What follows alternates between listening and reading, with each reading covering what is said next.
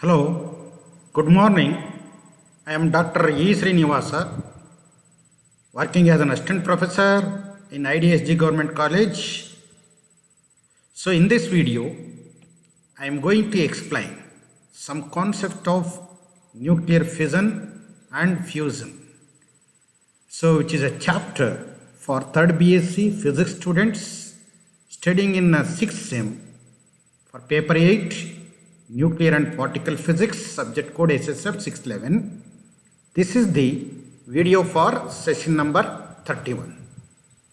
So, in this video, I am going to explain what are controlled thermonuclear reactions and nuclear reactors, its type, and finally, nuclear power programs in India. So first of all, what are controlled thermonuclear reactions? Dear students, you know that fusion reactions can take place only at very high temperatures of the order of 10 power 7 to 10 power 9 Kelvin. Only at these very high temperatures the nuclei are able to overcome their mutual Coulomb repulsion and enter the zone of nuclear attractive forces. Hence, these reactions are called thermonuclear reactions. You are already studied about these thermonuclear reactions in the last video. If the thermonuclear reaction could be controlled to take place more slowly, the energy released can be used for constructive purposes, then they are called controlled thermonuclear reactions. There is no yes here. If the nuclear reaction could be controlled to take place more slowly, the energy released can be used for constructive purposes, then they are called controlled thermonuclear reactions. We know that very high temperatures are needed to bring about a nuclear fusion process, which is of the order of 10 power 7 to 10 power 9 Kelvin. The main problem is to produce such a high temperature of 10 power 7 to 10 power 9 Kelvin on the earth to initiate the nuclear fusion reaction. At this temperature, the gas is highly ionized and is called plasma. So, at this temperature, very high temperature of the order of 10 power 7 to 10 power 9 Kelvin, so the matter is in highly ionized state. That state is called plasma. One of the severe engineering problem is the design of a container to hold this plasma at this temperature, in which a very hot plasma can be contained under high pressure to initiate a fusion reaction. Now, a natural question is that whether it is possible to create conductive situation wherein controlled fusion reaction can occur on earth. That means, is it possible to create such a high temperature and a container to hold the plasma at such high temperature on the earth is the question. Now a natural question is that whether it is possible to create conductive situation wherein controlled fusion reaction can occur on earth. Attempts are in progress to achieve this situation. Difficulties encountered in our attempt to have controlled thermonuclear reactions are. So what are the difficulties we have to face to maintain or create such high temperature of the order of 10 power 7 to 10 power Kelvin, and also the container problem to hold plasma at high temperature and pressure. The first one is the requirement of very high temperature of the order of 10 power 6 to 10 power 8 Kelvin at which fusion can occur. The second one, at this temperature, no known material can exist in solid or liquid state. So all are in plasma state or in ionic state. The next problem is how the reactants can be contained. So the container problem. So the reactants in the sun and the stars are contained by their tremendous gravitational field. That means inside the stars and sun there is a tremendous gravitational field which that holds the high radiations and energy which is coming out. The third one is the nuclei must be made to have enough collisions per unit time so that the energy released during fusion is much more than the energy that is spent to cause the fusion reaction. So the nuclei must be made to have enough collisions per unit time so that the energy released during fusion is much more than the energy that is spent to cause the fusion. So the third difficulty is that even if you create high temperature and also bottle to hold the plasma, the third one is whether it is possible to create a large amount of energy. So when what we spent regarding the production of the nuclear energy.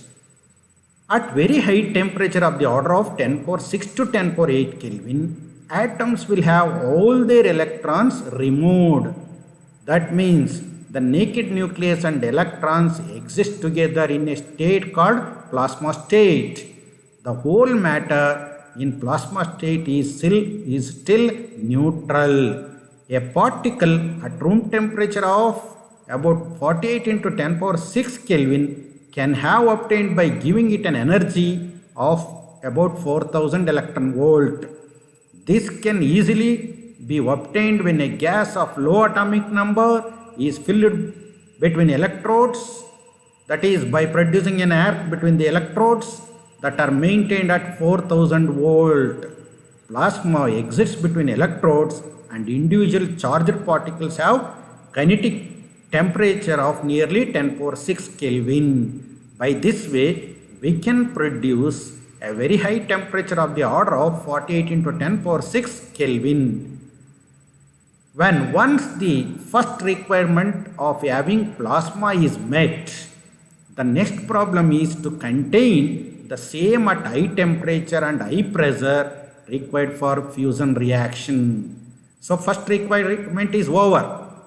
To create a high temperature of the order of 10 power 6 to 10 power 8 Kelvin and plasma state is produced. When once the first requirement of having plasma is met, the next problem is to contain the same at high temperature and high pressure required for fusion reaction. We have to maintain and contain the fusion reaction at very high temperature and pressure. The best hope is to contain plasma using a magnetic field. If the plasma arc is along the axis of a solenoid, charges moving along the axis of the solenoid experience no magnetic force, because whenever a current is passed in a solenoid, the magnetic field is produced along the solenoid. Whenever a charge is moving parallel to the magnetic field will not experience any force. So given by the Lorentz force equation. However, if charges are pulled out of their parallel paths, strong enough magnetic field turns escaping particles back into the body of plasma again. However, if charges are pulled out of their parallel paths, strong enough magnetic field turns escaping particles back into the body of plasma. High temperature required for fusion reaction is obtained by shrinking plasma by a process called pinch effect. So, one of the method to produce high temperature required for fusion reaction is obtained by shrinking plasma by a process called pinch effect. A large current is forced through plasma in proper direction parallel to the axis of the existing magnetic field. Charges at the outside edges of plasma are thrown towards its axis where they collide with high kinetic temperature. So, fusion conditions are realized momentarily for fusing nuclei. In this case, charges at the outside edges of the plasma are thrown towards its axis where they collide with high kinetic temperature. So, fusion conditions are realized momentarily for fusing nuclei. This fusion reaction must sustain itself continuously in order that energy output exceeds the energy input to the operators. This is important. This fusion reaction must sustain itself continuously in order that energy output should exceed the energy input to the operators. Several machines have been designed to achieve magnetic confinement of plasma to have a controlled fusion reactions. The specially designed machines are called tokamaks. So, using the specially designed devices called tokamaks, we can confine using the magnetic confinement. A plasma can be contained in the bottle called magnetic bottles. So, these magnetic bottles are called tokamaks. Here, hot plasma is confined in a specially designed magnetic bottle which having the donut or toroidal shaped container called a tokamak. What is tokamak? A hot plasma is confined in a specially designed magnetic bottle which donut or toroidal shaped container called tokamak. The outer ring of concentric coils provides the toroidal shaped magnetic field required. A toroidal electric field is also provided to maintain current through the plasma. The electric current also produces a magnetic field. The two magnetic fields produce helical magnetic field lines that confines the plasma. The main components of a tokamak machine are the first one, toroidal plasma chamber, the second one, a coil to produce toroidal magnetic field, and the third one, transformer to induce electric field. These are the main components of the tokamak, and we can see the pictures of the tokamak in this slide. So this is the toroidal tokamaks. So in which it is in toroidal shape, and a plasma E can be held with the application of the strong magnetic and electric fields. So here also the coils are there. So in the coils currents are passed and magnetic field can be produced. So along the axis of the solenoid. Again, this is a coil which is wound in the form of a toroidal. So another tokamak, hot plasma magnetically confined in a tokamak. This is the hot plasma contained in a tokamak. So which is a picture of mega-ampere spherical tokamak mast in Culham, Oxfordshire, United Kingdom. Bright glowing plasma inside the vessel. So this is the way in which a hot plasma can be contained in a specially designed magnetic bottle called tokamak. So to produce and especially to initiate and produce nuclear fusion reaction, and that energy produced can be used for the constructive purposes in a controlling rate are called thermonuclear reactions. Nuclear fusion as an energy source will be boon to humanity because of the following reactions. We know that hydrogen is available everywhere on this planet in various forms. The lightness of the reactant nuclei makes the energy yield per unit mass of the reacting material is much greater than that of nuclear fission process also. So energy yield per fusion is greater than the energy yield per fission process, that is per nuclei or per unit mass. This is very important. Energy produced per unit mass or per nucleon of nuclear fusion is greater than the energy yield per unit mass of the fissionable material. A fusion reactor does not leave behind as in fission reactor a radioactive waste. In fission reactor, a radioactive waste like barium and kryptons are produced, but in fusion reactor there is no radioactive wastes are produced, the disposal of which poses a tremendous problem. Again, the disposal of radioactive wastes is a tremendous problem in a nuclear fission, but in nuclear fusion there is no such radioactive wastes are produced. Next, we will discuss the nuclear reactor. So, what is a nuclear reactor? Why it is important? Dear students, we know that nuclear energy is the energy in the nucleus or core of an atomic atom. Atoms are tiny units that make up all the matter in the universe, and energy what holds the nucleus together. There is a huge amount of energy in an atom's dense nucleus. In fact, the power that holds the nucleus together is officially called the strong force. Nuclear energy can be used to create electricity, but it must first be realized from the atom. In the process of nuclear fission, atoms are split to release that amount of energy. One method of releasing nuclear energy is by controlled nuclear fission in devices called nuclear power reactors, which now operate in many parts of the world for the production of electricity.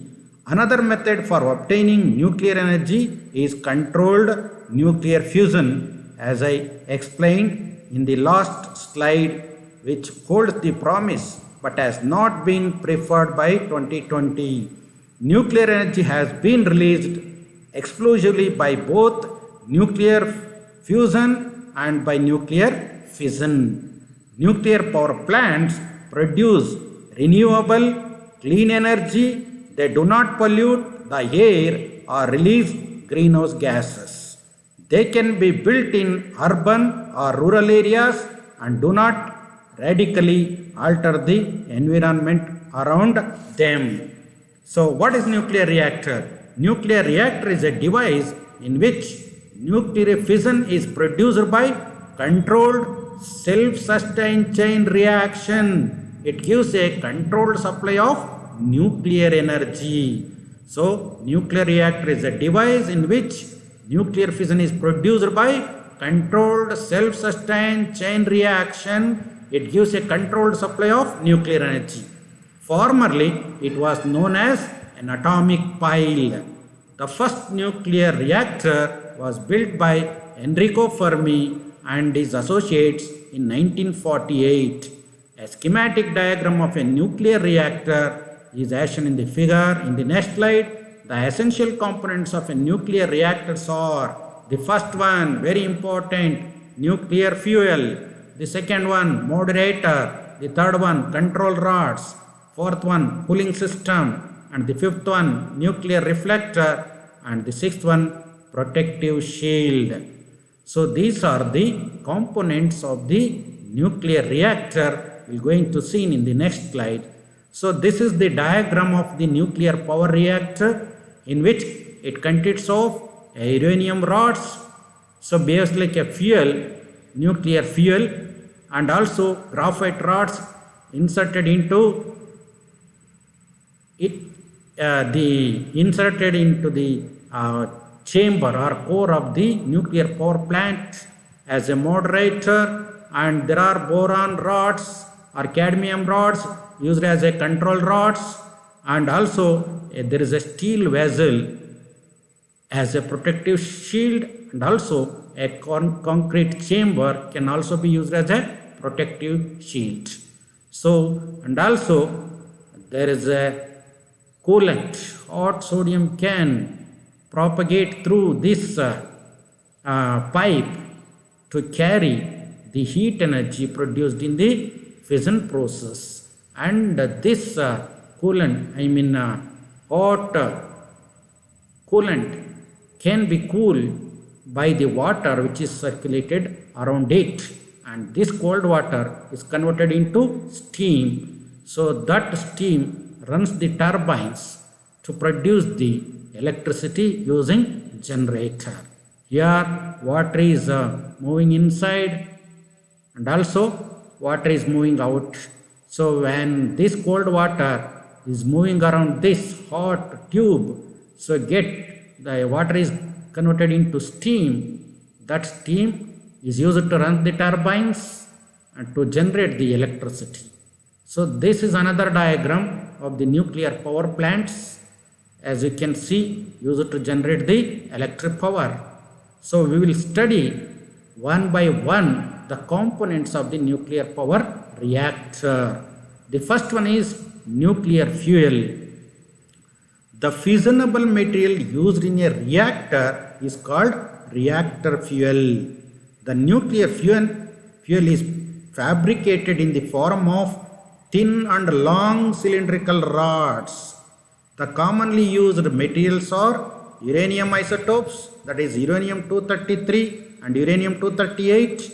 So actually this is a natural uranium, and it can be converted into plutonium and also thorium. The thorium isotope, thorium-238, and plutonium isotopes, plutonium-238, 240 and 241 can be used as a nuclear fuel. Here this is the fertile material. That fertile material can be converted into fissionable material, that is uranium-235. Moderator. Materials used to slow down the neutrons to thermal energies are called moderators. So materials used to slow down the neutrons to thermal energies are called moderators. Why the neutrons should be slowed down? The neutrons released in a fission have energy of about 2 mega electron volt.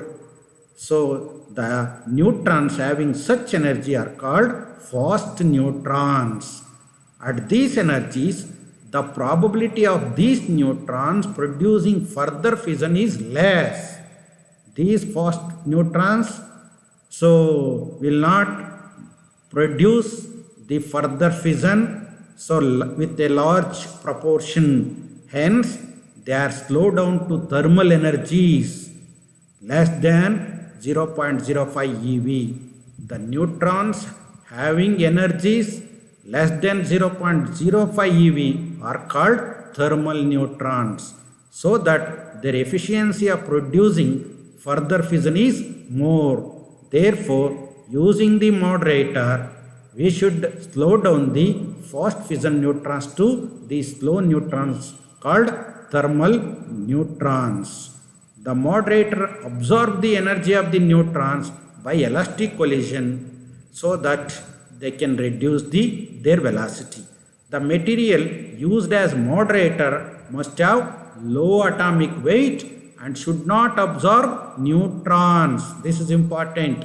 The characteristics of the moderators are they should have low atomic weight and should not absorb neutrons. They only slow down the neutrons. The commonly used moderators are water, heavy water, and graphite. The next one is control rods. These are the materials used for controlling the rate of fission. How they are controlling the rate of fission? The materials used in control rods can readily absorb neutrons. The materials commonly used are cadmium and boron rods. By controlling the length of these rods inserted into the core, the fission rate is controlled. By inserting and raising these control rods, we can control the rate of fission. If they are pushed in, more neutrons are absorbed by the control rods and the rate of reaction decreases. When they are pulled out, the number of neutrons absorbed decreases and rate of reaction increases, thereby controlling the rate of fission by absorbing the neutrons. They are called control rods because they are controlling the rate of fission. The next one is cooling system. A large part of the energy released during fission appears as heat in the reactor core. The cooling system helps to remove this heat. A coolant is circulated through the core with the help of a coolant pump.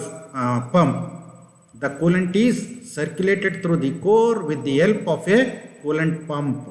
The coolant absorbs the heat from the core and transfers it to water in the heat exchanger. As a result, the steam may be produced, which is used in the power reactors to derive turbines and generate electricity. So, when the coolant is moving in the heat exchanger, as a result, steam may be produced, which is used in power reactors to drive the turbines and generate electricity.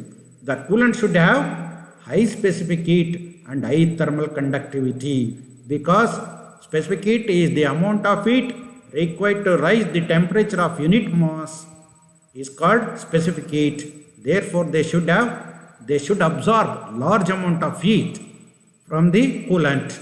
So, fission chamber. Therefore, the coolant should have high specific heat and also they have high thermal conductivity. They should readily absorb the heat produced in the fission chamber or core of the reactor. The coolants used are carbon dioxide gas or ordinary water when graphite is the moderator. Heavy water is used also as coolant when it is used as a moderator also. Next one is reflector. The surface of the reactor chamber is covered with the material which can reflect back neutrons leaking out of the core. Thereby, we can reduce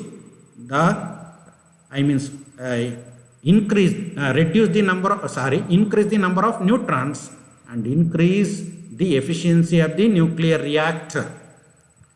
And also, we can avoid using the reflector. So, the neutrons are going out from the core. The surface of the reactor chamber is covered with a material which can reflect back neutrons leaking out of the core. This helps in reduction in critical size. So, critical size, you know that it is the minimum size at which a sustained chain reaction can take place. And graphite is often used for this purpose. The next one is reactor shield or protective shield. A shield is provided around the reactor core for preventing the intense harmful radiation from coming out because they can damage the living plants and animals. The radiations which are produced in the reactor material are large amount of radioactive weights which emits in the form of radioactive rays as alpha, beta and gamma rays which are harmful to human beings. A shield is provided around the reactor core for preventing the intense harmful radiations which are coming out of the reactor. It is usually consists of a layer of concrete about 2 meters in thickness. In high power reactors, there will be another shield close to the core. This consists of a few inches of iron or steel. So, types of the nuclear reactors.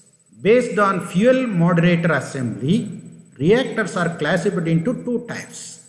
One is homogeneous nuclear reactor and the another one is heterogeneous nuclear reactor. So what is homogeneous nuclear reactor? Here the nuclear fuel is thoroughly mixed with the moderator in the form of solution or solid mixture so that the composition is homogeneous. In a heterogeneous nuclear reactor, the lumps of nuclear fuel in the form of rods or disks are placed in the moderator matrix. That is, both are kept separate. In heterogeneous nuclear reactor, both the fuel rods and the moderator are kept separate. The types of nuclear reactors based on energies. Based on energies of the neutrons causing most of the fission reactors are further classified into three types. They are fast reactors, intermediate reactors and thermal reactors. What is fast reactor? So fast reactor is the reactor in which fission neutrons emitted are slowed down very little before causing next fission. What are intermediate reactors? Neutrons causing fission will be above thermal energies, that is 1 to 10 kilo electron volt. So what are thermal reactors? Considerable amount of moderator is used so that fast neutrons are slowed down to thermal energies less than 1 eV before next fission. Next one. According to the purpose used, the reactors are again classified into three types. First one, research type reactors are research reactors mainly used in the production of neutrons and radioisotopes used for research purposes. This research reactor is mainly used in the production of neutrons and radioisotopes which are used for mainly research purposes. Therefore, they are called research reactor. The second one, breeder reactor. This is very important. This is mainly used to convert fertile material into fissile material. Uranium-238 is a fertile material which is abundant in nature, is converted into fissionable material, that is plutonium-239. Next one is power reactor. Energy released in a nuclear reactor is used to generate electric power using the fissionable energy in the power reactor. The next one is very important, power factor formula. 4-factor formula. So why it is called 4-factor formula? So what is the important use of this 4-factor formula in a nuclear power reactor? Consider a thermal reactor of infinite size. Let n, small n, be the number of thermal neutrons absorbed by the fuel. Let eta be the number of fast neutrons released per fission. N is the number of thermal neutrons absorbed by the fuel and eta be the number of fast neutrons released per fission. Then number of fission neutrons that are to be slowed down are n into eta. A few of these neutrons may possess sufficient energy to induce fission in uranium-238. Result is the number of fast neutrons that are be slowed down increases by a factor. So epsilon, where epsilon is called fast fission factor. So only a few of these neutrons may possess sufficient energy. Not all neutrons produced in the power reactor can induce the nuclear fission. Only few of them will induce the nuclear fission to produce the energy in the reactor. So the number of fast neutrons that are be slowed down increases by a factor epsilon, where epsilon is called fast fission factor. Now number of fission neutrons that are to be slowed down is given by n eta into sigma. While being slowed down, it is slowed down, the energy of the neutron becomes 100 to 5 eV. Some of them get lost as a result of resonance capture. Only remaining neutrons are to be slowed down to thermal energies is less than 1 kV are given by if P is the resonance capture, escape probability, if P is the resonance capture escape probability, then the number of neutrons that are to be slowed down to thermal energies becomes n eta sigma P. Not all the thermal neutrons so obtained will be useful, that is absorbed by the fuel. Some of them are absorbed by the fuel, some of them are absorbed by the moderator, fuel cladding material, etc. Only a fraction F called thermal utilization factor, this is a factor, will be absorbed by the fuel. So the number of thermal neutrons absorbed by the fuel is given by n eta sigma P and F, where F is the neutron multiplication factor, F is the thermal utilization factor. Only F, a fraction F called thermal utilization factor, will be absorbed by the fuel and all others will be lost by the different moderator, fuel cladding, etc. Now the neutron multiplication factor K is defined as ratio of number of neutrons absorbed by the fuel now to the number of thermal neutrons absorbed by the fuel in previous generation. That is K is equal to n eta sigma P F over n get cancelled. So eta sigma P F. This is called 4-factor formula. That means neutron multiplication factor depends on 4 important factors, that is eta, sigma, P and F. Therefore, it is called 4-factor formula. The next one is nuclear reactor program in India.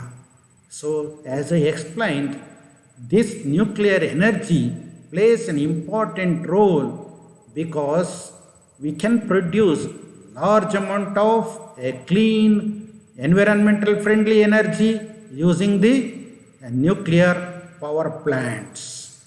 So we are facing energy crisis. India as facing an energy crisis. So to solve this problem, the building of nuclear power reactor in India is very important. India has an ambitious program for the utilization of atomic energy for peaceful purposes, with a number of research reactors have been built under the aegis of the Atomic Energy Commission of India. Besides, a number of power reactors have also been installed. The research reactors are the first research reactor in India named Apsara, located at the headquarters of the AEC at Mumbai, was commissioned on August 4, 1956. It is swimming pool type reactor with a power level of 1 megavolt. The second research reactor in India, named Cirrus, also located at Mumbai, is a heavy water moderated natural uranium reactor built under a joint Indo-Canadian project. The fuel used was natural uranium and heavy water as the moderator, working at a maximum thermal power of 40 megawatt. The reactor is used are researches in physics, chemistry, biology, medicine, metallurgy and reactor technology. It is also plutonium-239 and uranium-233 as a nuclear fuel used in this reactor. The third research reactor in India, named Zarlina, on January 14, 1961, the reactor Zarlina means zero energy reactor for lattice investigations and new assemblies was commissioned for lattice studies. The fourth research reactor to be built in India is Purnima, that is plutonium reactor for neutrotic investigations in multiplying, which is zero energy fast neutron reactor. It was commissioned on May 22 in 1972. Plutonium oxide is used as a fuel. The research in nuclear physics was initiated with the 1 megavolt cascade generator at TIFR and followed up with neutrons from the Apsara reactor at Trombay, which gave it a real momentum. Later, with the commissioning of 5.5 megawatt Van de Graaff generator at Trombay in the early 60s, pursuit of charged particle based nuclear physics experimental programs got a boost and many areas of then contemporary interest could be studied. In fact, in the 60s, the Trombay 5.5 megawatt accelerator was the only major facility in the country, and it created even to several users from outside Department of Atomic Energy laboratories. Nuclear reactor program in India, so that is Dhruva, a 100 megawatt heavy water research reactor of totally indigenous design, became operational in 1985. At present, Dhruva is the main workhorse for neutron beam research program. So, and also you can read all these. All these are the programs, nuclear reactor programs in India. And also nuclear power plants in India. That means there are 7 nuclear power plants in India. They are Tarapur Atomic Power Station in Maharashtra, Rajasthan Atomic Power Station in Rajasthan, Madras Atomic Power Station in Tamil Nadu, Kaiga Atomic Power Station in Karnataka, Kudankulam Atomic Power Station in Tamil Nadu, Narora Atomic Power Station in Uttar Pradesh, Kakrapur Atomic Power Station in Gujarat. So, besides the research reactors, India is also built up a nuclear power plants to produce a nuclear energy and electric power, which can be converted into electric power in larger amounts. So this is about nuclear power programs in India. I have used all these books as references to make this video. Thank you for watching. Thank you once again.